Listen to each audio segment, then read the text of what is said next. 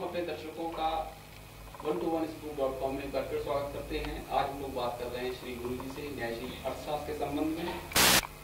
गुरु जी, जैसा कि अभी बात चल रही थी, आपने अभी बात एक बात कही, आर्थिक शोषण की समस्या है।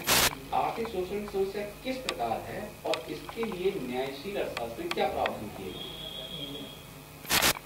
न्यायशील अर्थशास्त्र जो है वो सभी बातों पर विचार करता है। तो आर्थिक शोषण पर भी इसमें नीतियां दी गई।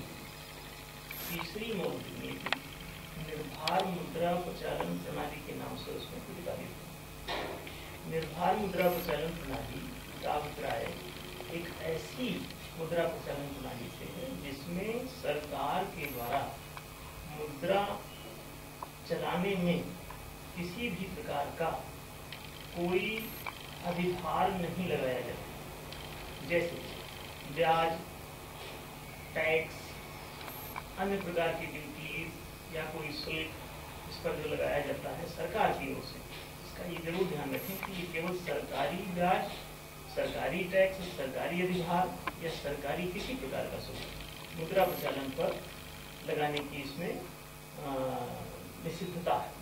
यदि सरकार द्वारा इसका निषेध नहीं किया जाता तो मुद्रा पर भार लग जाते हैं, मुद्रा की चलन गति धीमी पड़ जाती है। मुद्रा जितनी ज्यादा उसके सिर पर लोड लगे होंगे, भार लगे होंगे, उतना धीमी गति से चलेगी। बाजार में एक हाथ से दूसरे हाथ में जाने में उतना ऐसे जोर पड़ेगा, मुश्किल से खिसकेगी, तो बाजार की सारी आर्थिक क्रियाएं धीमी पड़ जाएंगी। आर्थिक शोषण का जहां तक प्रश्न है, मुद्रा पर जो भार है ये वास्तव में अवैज्ञानिक तो है ही, अन्यायपूर्ण भी है। क्योंकि मुद्रा जब कोई वास्तविक चीज है ही नहीं, मुद्रा एक वैकल्पिक साधन मात्र है जिसका उपयोग आप करते हैं समाज में किसी भी वस्तु का मूल्यांकन करने के लिए, किसी भी आर्थिक लेन देन को करने के लिए, बाजार में क्रय विक्रय करने के लिए, किसी चीज का मूल्य चुकाने के लिए, या धन को वैकल्पिक रूप से स्टोर करने के लिए, भंडारण करने के लिए। अब यदि इस मुद्रा पर किसी भी प्रकार का भार लगाया जाता है तो सरकार अनैतिक रूप से ही इसके ऊपर लोगों के श्रम का शोषण करके अपनी ओर खींचती है। या जो कोई भी मुद्रा पर किसी भी प्रकार का चार्ज लगाता है, भार लेता है, या चाहे जिस भी रूप में ले रहा हो, मुख्य रूप से तो ब्याज की ही समस्या है या सरकारी कोई टैक्स की समस्या है, ये चीजें मुद्रा को शोषण का एक प्रकार से हथियार बना देती है, शोषण का अस्त्र बनकर रह जाती है मुद्रा। डायरेक्ट किसी को गुलाम बनाना अथवा मुद्रा पर कोई ऐसा भार लगा करके और मुद्रा उसे प्रदान करना, दोनों बातें एक ही हैं। क्योंकि जब वो मुद्रा ग्रहण करेगा तो उसके बदले में उसकी उतनी बाध्यता होगी चुकाने की, जितनी मात्रा में उस पर परसेंटेज को ये फिक्स है। इस भार को हटाए बिना मुद्रा सरल रूप से चल नहीं पाएगी और लोगों का शोषण भी रुक नहीं पाएगा। शोषण यदि रोकना है तो पूरे देश में मुद्रा का प्रचालन निर्बाध हो जाना चाहिए और दूसरे किसी रूप में शोषण कर पाना किसी भी देश में इतना सरल नहीं रह जाएगा यदि मुद्रा को स्वतंत्र कर दिया जाए, मुद्रा को निर्भर बना दिया जाए। मुद्रा की निर्भरता वास्तव में पूरे देश की स्वतंत्रता का कारण बन सकती है। एक बहुत बड़ा कारण है मुद्रा की प्रतंत्रता, कहीं न कहीं जनता की प्रतंत्रता, देश की प्रतंत्रता। मुद्रा को स्वतंत्र कर देने पर जनता का शोषण करना प्रत्यक्ष रूप से बहुत कठिन हो जाएगा। मुद्रा सीधे सीधे लोगों को सुलभ होने लगेगी, सरल मात्रा में सुलभ होने लगेगी, जितनी मात्रा में लेगा उतनी मात्रा में चुकाएगा सरकार को, तो उसको अतिरिक्त मात्रा में जो अपना कमा करके और उसे चुकाना पड़ रहा है और शोषित होना पड़ रहा है, तो छुटकारा मिल जाएगा। हमने सरकार को इसका प्रस्ताव दिया भी है, आरबीआई को भी दिया है, वित्त मंत्रालय को दिया हुआ है, प्रधानमंत्री को भी दिया हुआ है कि इस पर जल्दी विचार करें और देश को इस भार से छुटकारा दिलाएं, मुद्रा को स्वतंत्र करें। और इस पर जैसे जैसे लोगों की जागरूकता का सवाल है, यदि जनता में जागरूकता आती है, जनता इस बात को समझ जाती है कि मात्र हमारा शोषण का हथियार है, ब्याज और इस पर कोई नैतिक आधार इसका नहीं बनता, तो ये अपने आप जैसे ही शांत होगा वैसे ही देश में खुशहाली आ सकती है थोड़ी। तरलीकरण, इससे पहले जो हम लोग तरलीकरण की बात कर रहे थे, तरलीकरण और निर्भर मुद्रा प्रचालन ये दो अलग चीजें हैं या एक ही चीजें, या दोनों में क्या अंतर है? हाँ, ये दोनों वास्तव में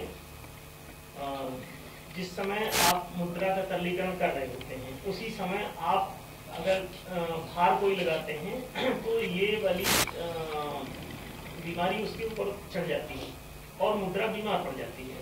रुग्ण मुद्रा कभी भी किसी के लिए हानिकारक होती है। तरलीकरण एक अलग बात है, यदि उस पर कोई भार लगाया जाता है तो फिर ये दूसरी बात आ गई और उसको भार युक्त जो निगमन होगा मुद्रा का, तरलीकरण भार युक्त हो जाएगा, होना उसे निर्भर ही चाहिए। तो अभी सरकार, लेकिन भार युक्त अथवा निर्भर जैसे भी हो तरलीकरण तो होना ही चाहिए, वो एक अलग बात होगी। अब बात यह है कि मुद्रा किस प्रकार से हम अपने देश में चलाएं।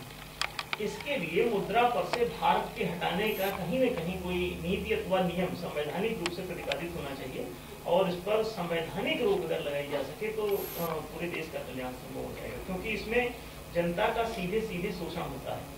और दूसरी बात, समाज में जो साहूकारी प्रथा चलती है उसका कारण भी कहीं न कहीं सरकार के द्वारा लगाया गया ब्याज, टैक्स और भार ही है। मुद्रा इससे दुर्लभ हो जाती है, दुर्लभता के कारण लोगों को इसका अभाव उत्पन्न हो जाता है और वो मुद्रा लेने के लिए किसी ऐसे प्राइवेट लोगों के पास भी जाते हैं, प्राइवेट साहूकारों, प्राइवेट बैंकों, तो उनको भारी मात्रा में ब्याज चुकाना पड़ता है।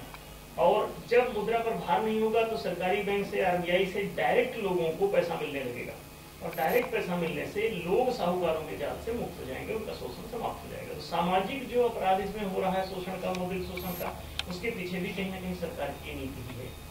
यदि सरकार इसको हटा दे और जनता की इसके लिए जागरूकता जरूरी है, जनता में जानकारी का होना भी इसके लिए जरूरी है। जनता अगर नहीं जानती है तो सरकारें जो जनहित की पक्षधर नहीं है वो लगातार इसको थोपती चली जाती हैं और जनता का शोषण होता रहता है निरंतर। और सरकार की आड़ में प्राइवेट लोग इसका शोषण करते हैं, प्राइवेट बैंकर्स, प्राइवेट फाइनेंशियल्स और तमाम संस्थाएं ऐसी हैं और तमाम लोग भी ऐसे प्राइवेट लोग भी बहुत सारे हैं साहूकार जो जनता का लगातार शोषण करते हैं।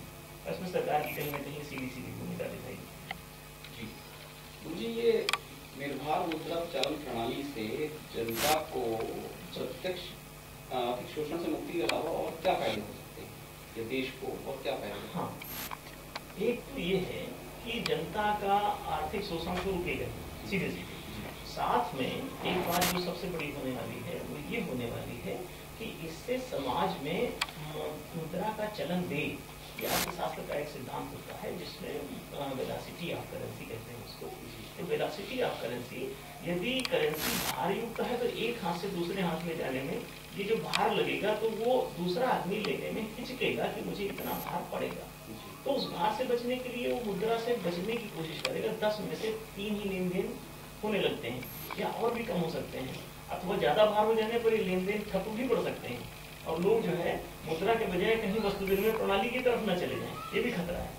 तो अच्छा ये है कि हम मुद्रा को इस तरह से रिलैक्स और स्वतंत्र और निर्भर बनाएं कि इसकी चलन गति तीव्र गति से बढ़े और इसकी हमेशा तीव्र बनी रहे, इसका चलन वेग जो है वो समुचित हो, न्यायसंगत हो, तो इससे पूरे राष्ट्र का आर्थिक विकास होगा और बड़ी तीव्र गति से होगा। जी, आज 121scoop.com में बात करने के लिए हम आपका धन्यवाद प्रेषित करते हैं। तो मित्रों, ये थे श्री गुरु जी, जिन्होंने हमसे न्यायशील अर्थशास्त्र के विषय पर बातचीत की। हम आगे भी इसी तरह के और भी विषयों पर गुरु जी से बात करते रहेंगे और इसी वादे के साथ आप सबसे मैं विदा लेना चाहूँगा। धन्यवाद।